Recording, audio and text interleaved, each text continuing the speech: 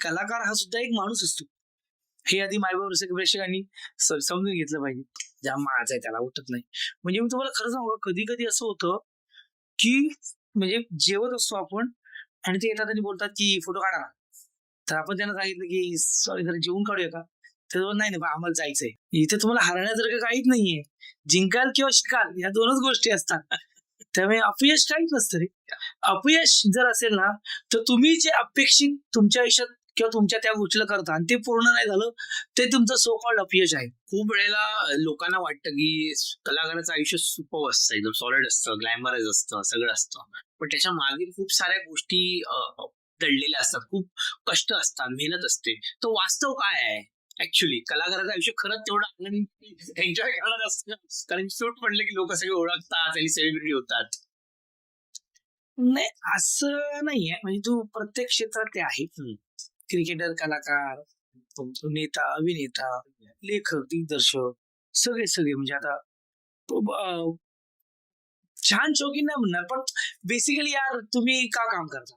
लोकांचं मनोरंजन करायला. लोकांनी तुम्हाला अप्रिशिएट करायला. मग जर तुम्हाला लोक अप्रिशिएट करत असेल तर अप्रिसिएशन घ्या. कधी-कधी काय होतं, कधी-कधी कलाकार हा सुद्धा एक माणूस असतो. हे आधी मायबाप प्रेक्षकांनी समजून घेतलं पाहिजे. त्यांची अपेक्षा काय असते, जसं टीव्हीत आहे ना तसं आम्हाला पाहिजे. पण तो तसा असतो, प्रत्येक वेळेला असतो कलाकार. मी नाही, प्रत्येक जण. पण कधी-कधी त्याच्याही पर्सनल लाईफ मध्ये काही गोष्टी वर खाली होत असतात. त्यात तो थोडा अप असतो, हाय असतो. आणि त्यावेळेला कधी-कधी मायबाप प्रेक्षक येतात आणि काहीतरी फोटोची किंवा स्वाक्षरीची मागणी करतात. तेव्हा तो जर कलाकार मी तुम्हाला थोड्या वेळाने देतो असं म्हटलं, की मग त्याच्यावरती वेगळं अरे ज्या माझा आहे त्याला उठत नाही. म्हणजे मी तुम्हाला खरं सांगू का, कधी-कधी असं होतं, की म्हणजे जेवत असतो आपण आणि ते येतात आणि बोलतात, की फोटो काढा ना. तर आपण त्यांना सांगितलं, की सॉरी जरा जेवून काढूया का? तर तो नाही, नाही बा आम्हाला जायचंय. मग मी उठतो आणि काढतो. कधी-कधी फोटो काढतो. म्हणजे आता ठीक आहे, तो त्यांचा. पण त्यांना हे कधी-कधी कळत नाही, की भाई जेवण झालं काढलं तर. काही रसिक असतात, म्हणजे मी तुला खरं सांगितलं तर ते जेवणाची वाट बघतात किंवा काम संपायची वाट बघतात. किंवा मी सेकंड क्लासने फिरायचो तर अरे आपला पोरगा काय काम करतो यार वगैरे या लेवलला भेटायचे. फर्स्ट क्लासला जायचो तेव्हा ते लोकं लांबून जगायचे. Good, very good. तर प्रत्येक मायबाप रसिक प्रेक्षकाची रिॲक्ट करण्याची पद्धत वेगळी असते. तुम्ही त्या पद्धतीने त्यांना हँडल करणं खूप गरजेचं असतं. तर ते मी करतो. मी स्वतःला हाच प्रश्न विचारतो, की आपण हे सगळे करत होतो ते लोकांचं मनोरंजन करायला. मग एखादी व्यक्ती जर तुमच्याकडे येत असेल स्वाक्षरी मागायला, फोटो काढायला किंवा अप्रिशिएट करायला, तर त्यांना आपण तेवढा वेळ दिला पाहिजे, जर तो आहे तर. नाही तर आपण माफ करा, थोड्या वेळाने करूया का असं बोलतो मी. तो अशी काही वेगळी लाईफ नसते. म्हणजे तुम्ही कलाकाराची लाईफ, मी तुला तेच सांगतो, की मी तर अजून काहीच नाही. पण मलाही आवडतं लोकांशी कनेक्ट व्हायला. मला आवडेल, की कोणी आलं बोलला, "अरे मस्त काम करतो भाई तू. थँक यू दादा. तो पिक्चर आवडला दादा आपल्याला. थँक यू दादा." हे हे जे कनेक्शन आहे ना, हे माझं वैयक्तिक सिद्धार्थ जाधवचं मायबाप रसिक प्रेक्षकांबरोबर आहे. ते मला झालेलं आहे. मी एक किस्सा सांगितला होता.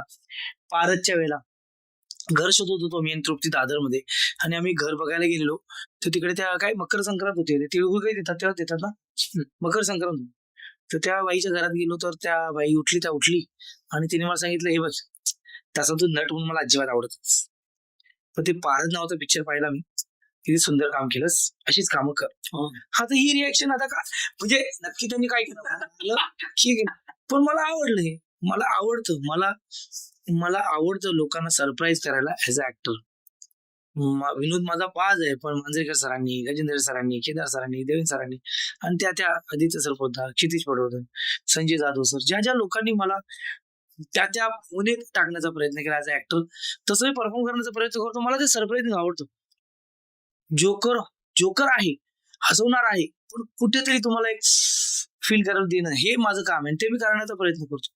तर मला आवडतं रे ह्या 360 डिग्री काम करायला. मी प्रचंड एक्सायटेड असतो मला रोल आल्यानंतर. ह्यात हे आहे का? मी आता थांबायचं नाही पाहिल्यानंतर कितीतरी लोक मला भेटली, की माझा तो बाप मीच आहे म्हणणारे. कारण ते फील होतं काम करताना. जत्रामध्ये सिद्धू आई आम्हाला पाहिजे तू. तर ती एनर्जी आणि तो संयम हे इतकी वर्ष काम केल्यानंतर हळूहळू डेव्हलप होतोय आणि तो डेव्हलप करणारे रोलही मिळतात. त्याचा आनंद आहे. तू आता समाधानी आहेस काय तुझ्या आतापर्यंतच्या आयुष्याच्या या टप्प्यावर? समाधानी कोणीच नसतं, पण मला छान वाटतंय. ओके. मला बरं वाटतंय, मस्त वाटतंय यार, की इन्स्पेक्टर व्हायचं होतं, कलाकार झालो. पण मग ते माझ्यावर सगळे प्रेक्षक बघतायत, ऍप्रिशिएट करतायत.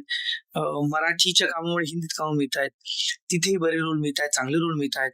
सो मला खूप भारी वाटतं. मी नेहमी म्हणतो की मला ते आवडतं. That Marathi hero. ते मला आवडतं की माझी मराठी इंडस्ट्री रिप्रेझेंट करतोय वेगवेगळ्या पातळ्यांवर. मला आवडतं. अरे उद्या देखो मराठी हिरो आहे, देखा क्या. उन्हें क्या कॉमेडीचं ग्वालमाल वाला वगैरे बोलतात. पण कुठेतरी मराठी त्या गोष्टीच्या आधी लागतं याचा मला आनंद होतो रे. मला मस्त वाटतं ते. काय स्वप्न आहे अजून तुझं, की आतापर्यंत तू हिंदीमध्ये एवढे सगळे रोल केले आहेत, मराठीमध्ये बऱ्यापैकी म्हणजे सगळ्याच गोष्टी केल्या आहेस, अजून असं काय स्वप्न ठेवलंयस की हे काही स्वप्न अशी आहेत की जी खूप पूर्ण करायची आहेत तुला? नाही रे, आता अपेक्षाच करत नाही. उलट मला असं वाटतं अपेक्षा नाही केली की मिळतं ना, त्याचा आनंद जास्त होतो. तुम्ही अपेक्षा केल्या की मग ते नाही झालं तर वांदे होतात तुमची. त्यामुळे अपेक्षा करणं, चांगलं काम करणं हीच एक गोष्ट आहे.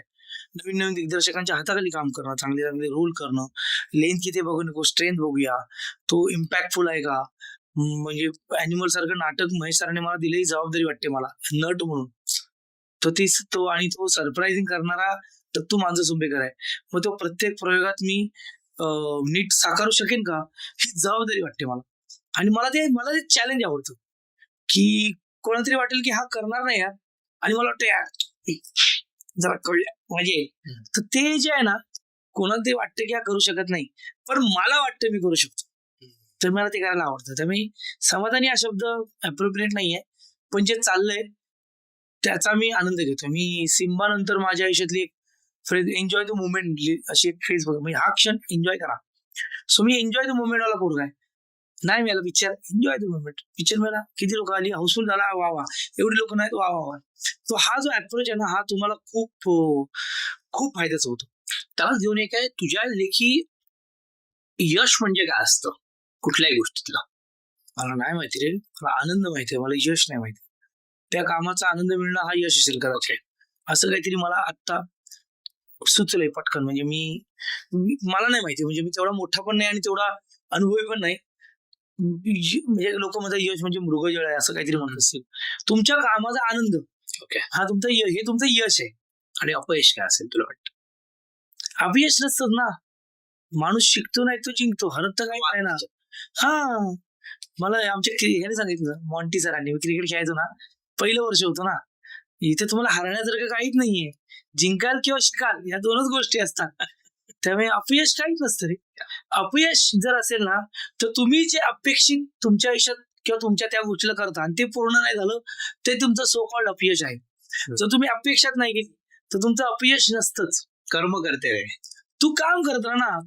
म्हणजे तू स्वतःला, आता तू म्हणजे काय म्हणतात ते, तू आता पॉडकास्ट घेतोस, तुझं म्हणणं आहे की यार मला ना ह्याचं घ्यायचंय, आणि ते तुला तो व्यक्ती मिळाला नाही, तर तुझं अपयश आहे. त्याच्यापेक्षा तिथे जी व्यक्ती येईल त्या व्यक्तीला मी चांगलं बोलते करेन, हे तुझं यश आहे. बरोबर. सो तू अपेक्षा काय करतोस त्याच्यावर तुझं आहे. आणि आताची पोरं लय अपेक्षा करतात, मला हे पाहिजे, ते पाहिजे, ते पाहिजे.